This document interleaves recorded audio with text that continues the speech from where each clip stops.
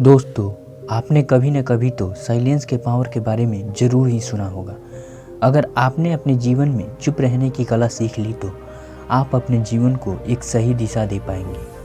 कभी कभी परिस्थितियाँ हमारे सामने ऐसी आ जाती है जिससे कि जहाँ हमारे शब्द कुछ नहीं कर पाते, वहाँ हमारा चुप रहना ही बहुत प्रभावशाली साबित होता है। अगर हम समय रहते ही यह समझ गए कि हमें किन परिस्थितियों में चुप रहना चाहिए और किन परिस्थितियों में बोलना चाहिए, तो हम अपने जीवन को बहुत ही ज़्यादा सफल और सादगीपूर्ण तरीके से जी सकते हैं। आज हम इस छोटी सी कहानी के माध्यम से यह समझेंगे कि हमें किन किन परिस्थितियों में चुप रहना चाहिए और किन परिस्थितियों में बोलना चाहिए। कहानी बहुत ही मज़ेदार है। इससे पहले कि आप वीडियो में खो जाएं, प्लीज़ वीडियो को लाइक एवं चैनल को सब्सक्राइब जरूर कर लें। एक बार की बात है, एक गुरु का एक शिष्य अपने ज़्यादा बोलने की आदत से परेशान था। वह जब भी किसी से मिलता, उससे मिलने के बाद अपने दोस्तों से उसके बारे में अपनी राय देना शुरू कर देता। उससे कोई पूछे या ना पूछे, वह लगभग अपने आसपास की हर चीज़ के बारे में अपनी राय बता देता। आश्रम में रहने वाले सभी छात्र और शिक्षक के बारे में उसकी एक अपनी अलग सकारात्मक और नकारात्मक राय थी, जिसे वह बिना सोचे समझे ही लोगों के सामने रख देता। जब भी आश्रम में रहने वाला कोई दूसरा छात्र अपनी कोई समस्या लेकर उसके पास आता तो वह उसकी पूरी बात सुने बिना ही उसे समाधान बताना शुरू कर देता। वह अक्सर अपने मित्रों से कहा करता था कि तुम्हें इस काम को ऐसे करना चाहिए था, उस काम को वैसे करना चाहिए था। उसे अपने आसपास की चीज़ों के बारे में जो भी आधा अधूरा ज्ञान था, वह अपने मित्रों के बीच बोल बोल कर अपने ज्ञानी होने का दिखावा किया करता था। उसके इन्हीं हरकतों की वजह से आश्रम का कोई भी छात्र और शिक्षक उसे कभी भी गंभीरता से नहीं लेते थे। अक्सर उसके साथ पढ़ने वाले छात्र उससे दूर रहने की कोशिश किया करते थे, क्योंकि वह हर बात पर उन्हें राय देने लग जाता था, जिसकी वजह से कोई भी उसे अपना मित्र नहीं बनाना चाहता था। सभी उससे दूरी बनाकर रहना चाहते थे और अक्सर आश्रम में रहने वाले अन्य छात्र उसकी इस आदत की वजह से उसके पीठ पीछे उसका मजाक भी बनाते थे। उस लड़के को भी यह पता था कि उसके ज़्यादा बोलने की आदत की वजह से उसे कोई भी पसंद नहीं करता और ना ही उसे दोस्ती करना चाहता है।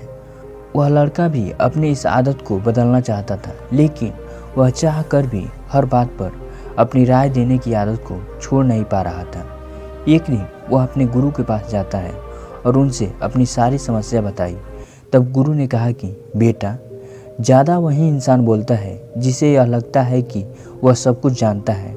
ऐसा इंसान जो यह जानता है कि वह थोड़ा बहुत ही जानता है और उसे अभी इस दुनिया में बहुत सारी ऐसी चीज़ है जिसके बारे में वह नहीं जानता, उसे अभी सीखना है, तो वह इंसान कभी भी ज़रूरत से ज़्यादा नहीं बोलता और ना ही किसी को बिना मांगे ही राय देता है। इसलिए तुम सबसे पहले खुद के अंदर से यह अभिमान हटाओ कि तुम्हें सब कुछ पता है। शिष्य ने गुरु के सामने अपना सिर झुका दिया। गुरु ने शिष्य से कहा, बेटे, मैं एक दिन में तुम्हारे इस ज़्यादा बोलने की आदत को ख़त्म तो नहीं कर सकता।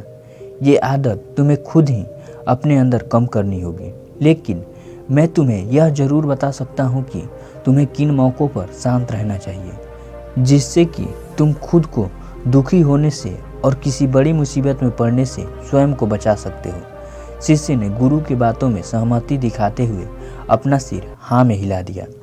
गुरु ने कहा, बेटे, इन 5 परिस्थितियों में हर इंसान को अपना मुँह चुप ही रखना चाहिए।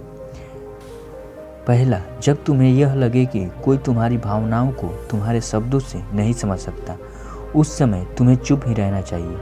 अक्सर हम लोगों को अपनी दुख, अपनी परेशानियां बताना शुरू कर देते हैं, जबकि हमारे आसपास रहने वाले लोगों को इन सब बातों से कोई फर्क नहीं पड़ता कि हमारे जीवन में हमारे ऊपर क्या गुजर रहा है।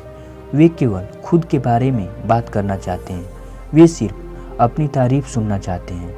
उन्हें हमारे जीवन के परेशानियों से कोई मतलब नहीं और ना ही वे सुनना चाहते हैं। हो सकता हो कि 1 या 2 बार तुम्हारी दुख भरी कहानी कोई सुन भी ले, लेकिन उसके बाद वह इंसान तुमसे दूर भागना शुरू कर देगा, क्योंकि कोई भी व्यक्ति किसी दुखी और असहाय इंसान के साथ रहना पसंद नहीं करता है। इसलिए कभी भी अपने कुछ करीबी मित्रों और अपने परिवार वालों के अलावा किसी ऐसे इंसान से अपनी परेशानी न बताएं जो तुम्हारी भावनाओं को न समझे बल्कि उनका मजाक बनाए। दूसरा, जब तुम्हें यह न पता हो कि तुम्हें किसी विशेष मौके पर क्या बोलना चाहिए या फिर तुम्हें किसी विशेष घटना के बारे में आधा अधूरा ही ज्ञान हो, तो ऐसी परिस्थिति में भी तुम्हें चुप ही रहना चाहिए। ऐसा इंसान जो किसी चीज़ के बारे में आधा अधूरा ज्ञान होने के बाद भी उस चीज़ के बारे में बात करता है तो वह अक्सर ही मजाक का पात्र बनता है, और कोई भी ऐसे इंसान को सीरियसली नहीं लेता जिसे खुद उस बात का ज्ञान न हो। अपने बात को प्रभावशाली तरीके से वही इंसान रख सकता है जिसे उस घटना के बारे में पूरा ज्ञान हो, या लोगों से इधर उधर से मिली जानकारी के आधार पर लोगों से अपनी बात मनवाने की कभी भी कोशिश न करें। तीसरा, जब कोई दूसरा व्यक्ति तुम्हारे सामने किसी तीसरे इंसान का बुराई कर रहा है तो ऐसी परिस्थिति में भी तुम्हें चुप ही रहना चाहिए। तुम्हें कभी भी ऐसे नकारात्मक बातचीत का हिस्सा नहीं बनना चाहिए, क्योंकि आज जो इंसान तुम्हारे सामने किसी दूसरे इंसान का बुराई या निंदा कर रहा है तो वहीं कल किसी और के सामने तुम्हारी भी बुराई करेगा, और इस बात की ज़्यादा संभावना है कि आज तुमने उसकी हाँ में हाँ मिलाने के लिए कल रिश्ते ठीक होने पर वह इंसान तीसरे से भी यही कहेगा कि तुमने भी उसके बारे में क्या क्या कहा था। इसलिए जब भी कोई इंसान किसी तीसरे इंसान का बुराई करे तो या उसके बारे में उसके गलत समय का मजाक बनाए तो तुम्हें सिर्फ उसकी बात सुन लेनी है, अपनी कोई भी राय या प्रतिक्रिया वहाँ नहीं रखना है। अगर तुम ऐसा करते हो तो भविष्य में हो सकता है कि तुम्हारे लिए बहुत बड़ी समस्या खड़ी हो सकती हो। गुरु ने आगे कहा, चौथा, जब तुम्हारे ऊपर कोई जोर से चिल्लाए या गुस्सा करे या तुम्हारा अपमान करने की कोशिश करे तो तुम्हें ऐसी परिस्थिति में भी चुप रहकर तुम सामने वाले को घृणा और गुस्सा को कम कर सकते हो। साथ ही तुम परिस्थिति को बिगड़ने से रोक भी सकते हो। जब सामने वाला व्यक्ति आकर तुमसे क्रोध में बात करे तब तुम सामने वाले की बातों को जवाब क्रोध से न देकर उस समय चुप रह जाते हो तो जब उसका गुस्सा शांत होता है तब यह बात उस क्रोध करने वाले इंसान के दिल पर लगता है, और क्रोध कम होने पर उसे अपनी गलती का एहसास होता है, और तुम्हारे चुप रहने से इस बात की ज़्यादा संभावना है कि वह इंसान अपनी गलती के लिए तुमसे क्षमा मांगे, और क्षमा न भी मांगे तो वह अंदर ही अंदर अपने आप को दोषी समझने लगता है, और अगली बार वह तुम पर गुस्सा करने और घृणा करने से पहले कई बार सोचेगा। लेकिन तुम्हें हर परिस्थिति में चुप ही नहीं रहना है। अगर कोई गलत कर रहा हो तो तुम्हें उसका जवाब भी देना है, क्योंकि कुछ लोग ऐसे भी होते हैं जिन्हें हमारा चुप रहना हमारी कमजोरी लगती है। गुस्से के विपरीत चुप रहने की यह तरीका केवल परिवार वाले, सगे संबंधी और कुछ निकटतम मित्रों के लिए ही है, ना कि हर इंसान के लिए। अगर तुम हर जगह चुप रहने लगे तो लोग इसका गलत फायदा उठाने लगेंगे। गुरु ने आगे कहा कि पांचवी, जब कोई इंसान तुमसे अपने जीवन या परेशानी गुरु ने आगे कहा कि पांचवी, जब कोई इंसान तुमसे अपने जीवन के परेशानी और दुखों के बारे में साझा कर रहा हो तो तुम्हें ऐसी परिस्थिति में भी चुप रहकर सिर्फ उनकी बातों को सुनना है।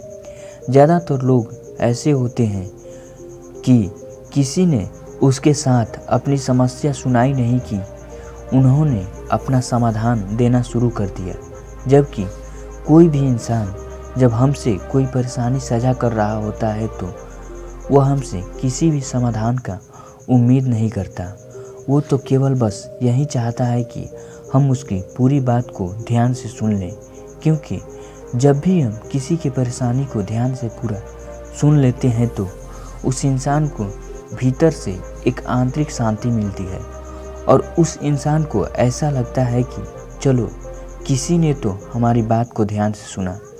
अधिकतर मौक़ों पर जब कोई इंसान हमसे अपनी परेशानी सुना रहा होता है तो वह सिर्फ अपनी बातों को, अपनी भावनाओं को हम तक पहुंचाना चाहता है। वह यह नहीं चाहता कि हम उन्हें सलाह देना शुरू कर दें, क्योंकि जो सलाह हम उन्हें देने वाले हैं वह सलाह उसे पहले से ही पता होता है। परेशानी के समय किसी भी इंसान को सांत्वना देना ही सबसे अच्छा तरीका है। हम सिर्फ उस इंसान की पूरी बात को ध्यान से सुन लें। जब हम लोगों की बातों को बिना रोके, बिना उन्हें सलाह दिए उनकी पूरी बातों को सुन लेते हैं तो उनकी नज़रों में हमारे लिए सम्मान और स्नेह का भाव बढ़ जाता है। हम उसकी नज़रों में ज़्यादा शांत और सुंदर स्वभाव वाले और गंभीर विचारों वाले व्यक्ति प्रतीत होते हैं। इसलिए जब कभी भी तुम्हें कोई अपनी समस्या या परेशानी बताए तो तुम्हें सिर्फ ध्यान से उसकी परेशानी और उसकी बात को सुन लेना है, और जब तक वह तुमसे न मांगे तब तक तुम्हें कोई भी सुझाव या सलाह नहीं देना है। गुरु ने कहा कि एक बात मेरी हमेशा याद रखना कि जब तुम्हें कम बोलते हो तो लोग तुम्हारी तरफ ज़्यादा आकर्षित होते हैं कि तुम क्या हो और क्या सोचते हो। शिष्य ने अपना सिर हाँ में हिलाया। शिष्य अब गुरु की बातों को समझ चुका था कि उन्हें किन किन परिस्थितियों में शांत रहना है और किन परिस्थितियों में उन्हें लोगों का जवाब भी देना है।